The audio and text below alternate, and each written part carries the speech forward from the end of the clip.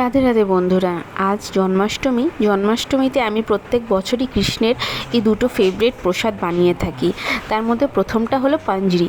এটাকে আমি কিভাবে বানিয়েছি তোমাদের সাথে শেয়ার করে নিব। আরও অনেক কিছুই বানিয়েছি, বাট এটা স্পেশালি। তার জন্য আমি ঘিয়ে মাখানা আর যা যা ড্রাই ফ্রুট থাকবে সেগুলোকে ভেজে নিয়েছি। এখানে কাজু কিশমিশ আমি নিয়েছিলাম। তারপর একটা গ্রাইন্ডারে আমি পরিমাণ মতো চিনি গুঁড়ো করে নিয়েছি। আর তার পাশে আমি দিয়েছি গোটা ধনিয়া, আমি ড্রাই রোস্ট করে ঠান্ডা হতে দিয়েছি। এরপরে এটাকেও আমি গ্রাইন্ড করে নিব।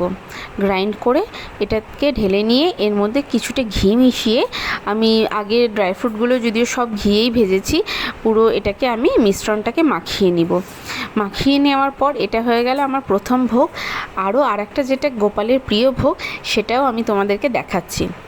আমি আরও অনেক কিছুই বানিয়েছি, তালবড়া, লুচি, আরও অনেক কিছু। তা এটা হলো মাখন মিশ্রি।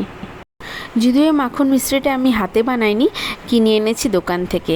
বাট এই পাঞ্জরিটা আমি নিজে হাতেই প্রত্যেক বছর বানাই, এটা খুব প্রিয়। তো তোমরা সবাই জানাবে এই ভোগ প্রসাদের রেসিপিটা তোমাদের কেমন লাগে।